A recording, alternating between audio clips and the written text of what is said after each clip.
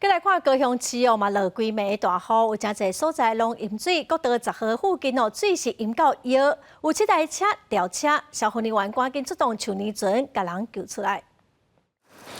目前记者就是伫台中2路国道10号下面，咱看到这淹水管道是已经到记者一个大腿，嘛因为这排水系统无盖好，后壁嘛有民众等咧清理。2月透早，伫台中2路遮已经完全看袂到路，现场几若台车掉进水内面，水深是已经到车体一半，根本就驶袂行。消防人员出动救生艇，赶紧把车内面受困的民众救出来。当地表示讲，遮因为地势较低，便若风台天拢会淹水。这个淹水的管道是已经到腰部，受困的民众讲，唔捌拄过这么严重的水灾。再淹起来就没命了，已经淹到这里了。淹到皮骨啊！这遐水沟啊，塌哩，水就一直为遮淹啊，有无？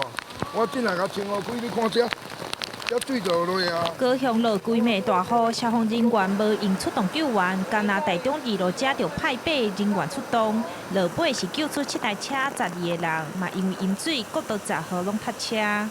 另外一侧总共有4台车子，有10个人受困，我们赶快利用橡皮艇，用橡皮艇赶快进去将人救出。大雨水嘛引起大楼的地下停车场，左营翠花路这栋大楼地下室是淹到看袂到底，现场又往有几台车未赴刷走，住户是真无奈，讲过去遮唔捌淹水。以前不会淹水，这是第一次。